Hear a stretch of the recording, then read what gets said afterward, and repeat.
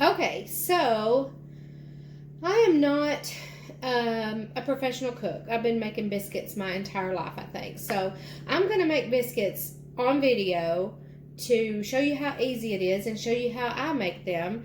And I don't have anybody here helping me, of course, and I don't want anybody. So you'll be seeing me reach and stop and start, and I'll try to put it all together. So anyway, first of all, I need a bowl. So I'm going to use this bowl.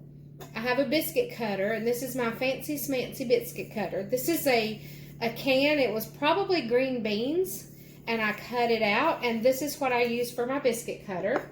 I have a measuring cup, and this is honestly just to move the flour because normally I don't even measure it. I have a fork. Some people use a pastry cutter. I use a fork.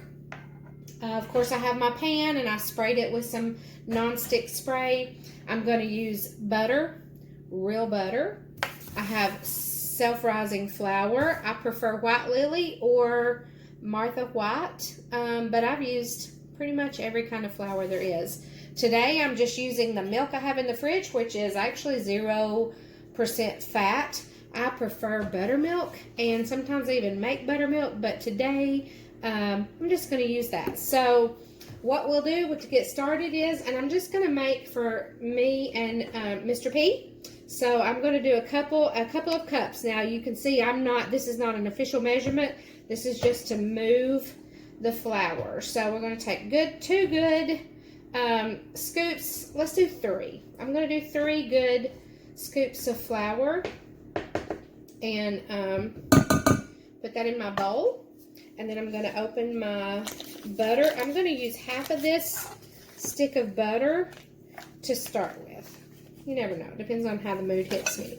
And so what I do, and this butter, my butter is room temperature. That goes against everything I've ever read or seen.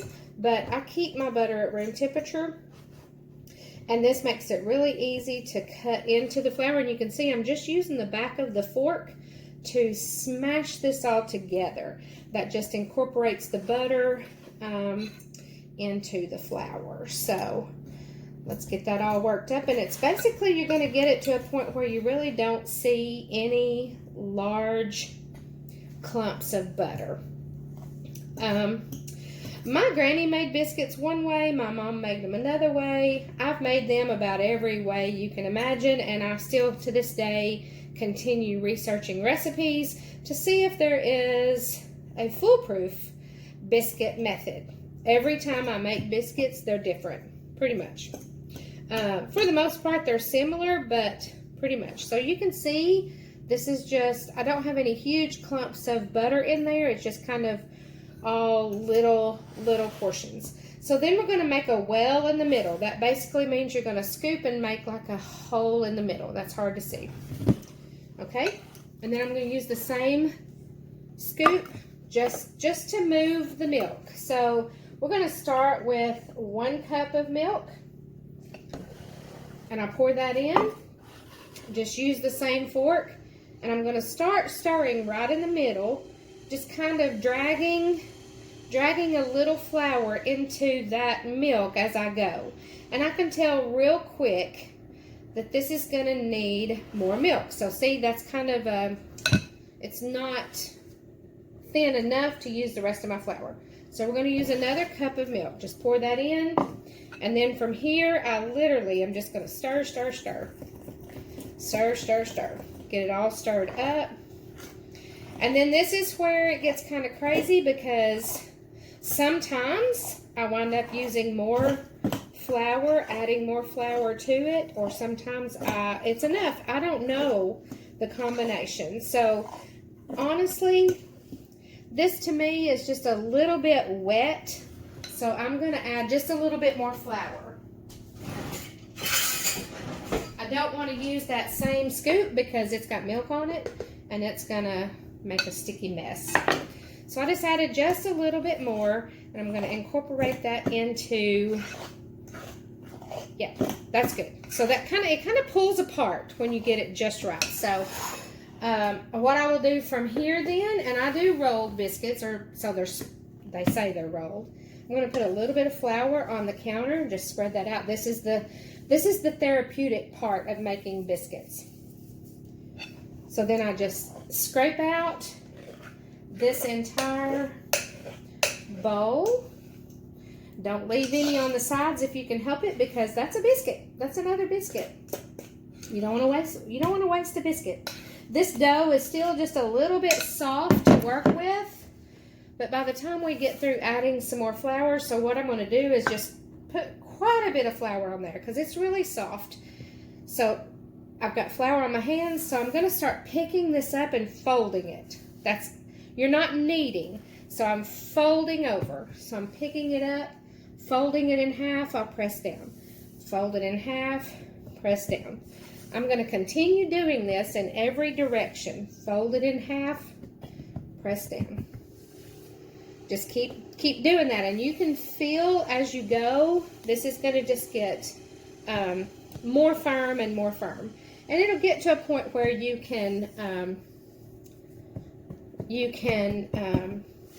be able to cut it and they won't run. So what this does, what I find that this does, folding it in half, and there's flour on every layer. So what this does, it creates lovely layers. So it creates a layered, soft biscuit. So really and truly, what you're aiming for here is just a dough that when you press into it, your fingerprint kind of just stays there. So I'm going to give it another flip or two. Put a little bit more flour. See, I can pick it up at this point. So I'm going to fold it over. I'm going to do another fold. Make sure it's not sticking to your counter. You don't want that. That's going to be a mess. So here we go. So then we're going to get it down. We're going to lay it down. This is, well, somebody was at the door. Anyway, okay, so here we have, this is what I call rolled. I'm not really using a dough roller, so I just kind of pat this out. I like a decently thick biscuit. So we're going to get this pretty much, I would say that's every bit of a ½ inch thick. So then get my trusty biscuit cutter. And I just kind of scoop this in the flour just to give it a little coating on the inside, and you'll do that throughout. Now, when you cut biscuits, do not twist. Don't twist them. You're going to cut straight in and then take it out, and you're going to lift your biscuit out and put it on the pan, okay? So we're going to cut straight in. You can shimmy it a little bit, just don't twist it. See, that biscuit just came right out. So see, isn't she pretty? So we're going to lay her on the sheet. I don't put my biscuits touching. You can. Some people do, lots of people do, but I usually put a little tiny bit of space between my biscuits. So I'm just going to keep doing this till we get all of these cut out. Put them on a pan. And then what I like to do is let it rest, probably for a good 10 minutes before I put it in the oven. I cook these on 425 in a preheated oven, and until they start to brown on top. Now our family has always done the whole, when it's good and brown on the bottom, we turn on broil and speed up the process. So I cut all the biscuits I could out of that portion, so I'm going to do the same process just a few times here. Just fold and flatten, fold and flatten until I get this last little bit. I actually only need one more biscuit for this pan, so cut straight down, pull it out, and there we go. So here's 9 biscuits. Now that was about 3 cups of flour and 2 cups of milk, and then there's a little bit of dough left here. I could probably honestly get another couple of biscuits out of this, but for right now, I'm just going to do these. So I've got 9 biscuits. I'm going to let these set for about 10 minutes. Just let the flour rest. It does its magic. I don't know what it is. I'm not a scientist. And then these are going to go in the oven on 425 until they're good and golden brown. When they come out, we'll come back. Okay, so while the biscuits are baking, they're in the oven, I'm going to make gravy, and I'm going to show you how I make my gravy. So what you need to make, what I use to make gravy, okay? So I just cooked 4 pieces of bacon. So this is the fat from 4 pieces of bacon. I mean, this is just me and Mr. P, so it's not like I'm feeding a whole family here. I've got a little container that's going to help me dip flour. I use a whisk and, of course, salt and pepper, and then milk. Let me get the milk. Again, I am using, it just depends on what you have. What I like to use, and it is not the healthiest version, like gravy's healthy at all anyway, but I love using whipping cream for gravy. I start it and then I thin it with my regular milk. Not today. Today it's the fat-free milk, and it'll be good gravy. So what I'm going to do is I'm going to turn my stove eye to high to get my bacon grease hot. I love sausage gravy. It's probably my favorite, where you just cook sausage and chop, chop, chop, add your flour and all that. So anyway, so right now I'm going to make, with this bacon grease while our biscuits are baking. So I've got my grease in there. So what I'm going to do is I'm going to get enough flour, and I'll have to show you this. So basically, your flour to grease ratio needs to be about the same. And without measuring it, you just really have to eyeball it. So we'll just make sure we're getting a little bit of heat here.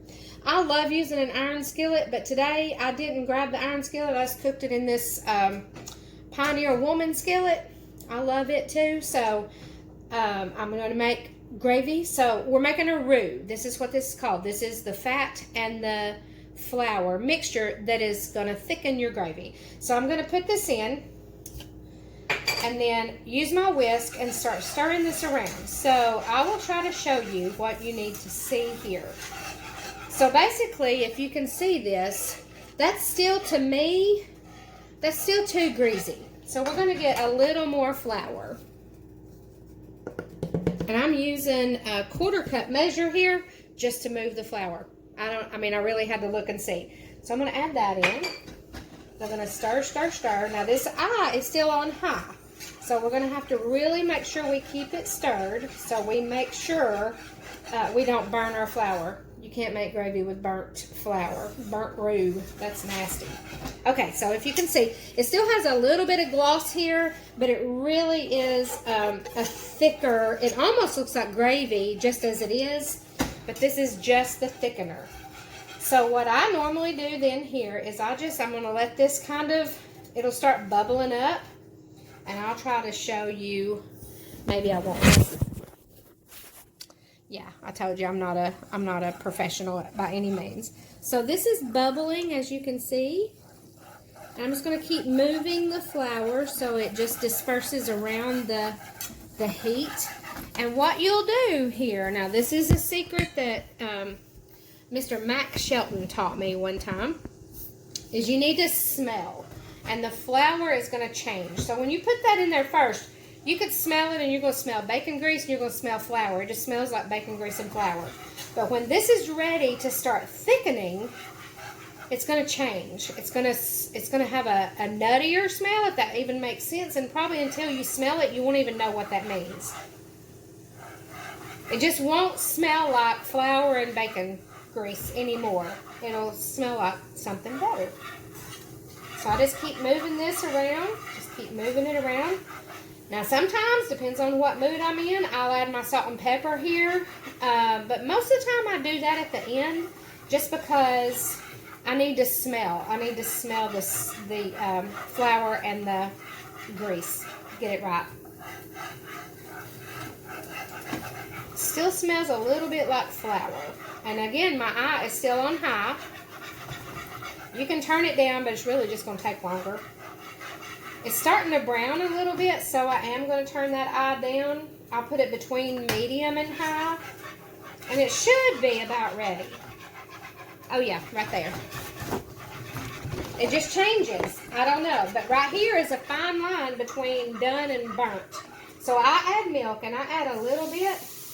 It bubbles up, and then I let that thicken. And I add, okay, so now we're going to rest. We're going to rest it here and just stir, stir, stir. And that roux is doing its magic. It is thickening that milk. This one is going to be a little more on the brown side. This is just like making biscuits. It's like every time I make gravy, it's different. It's not consistent. That changes with the skillet I use, that changes with the milk I use, that changes with the flour I use, it changes with the amount of time I let it cook. It just changes. So we're just down to, and I don't measure the milk. I don't know. A lot of people, now my mom and my daughter, Jessica, pour all their milk in at once. They know how much it takes and they know what it's going to take. I have never had great experience with not having to go back and re-thicken it because I don't want it too thin. So, here we have gravy. That simple. Turn my stove off, and if you can see this, this is like the perfect consistency of gravy. So now here is where I add salt and pepper, and you can do that to taste. Honestly, pepper to me is one of the most important ingredients in a good Southern breakfast. If you've got kids and they don't like hot things, you probably want to go lighter on that. So you can see it's dotted. It's dotted with pepper for me. So there we go. So that's our gravy. We just made Southern gravy. I'm going to turn it off. Okay. So our biscuits came out of the oven. They could probably be a little bit more brown, but these are golden, so they're just fine with me. I have brushed these with a little bit of melted butter. Again, I use butter, not margarine. And as you can see, I could not toss out the rest of that dough, so I went ahead and changed pans and used the rest of it. So that mixture that I used actually made a dozen biscuits. So I want to show you the layering that we talked about. Can you see that? Can you see these layers? That's what folding does when you're doing your biscuit dough, and it creates these lovely layers. And see how they pull apart? These are delicious biscuits. They smell really good. So there you go. I hope you won't be afraid to try it. I've been wanting to do this for a while just so you could see how easy it is. And if you mess up, I mean, Lord have mercy, it's biscuits. Just eat them anyway and then try it again. The secret is don't give up. Just keep trying. Let me know how it goes. Thanks.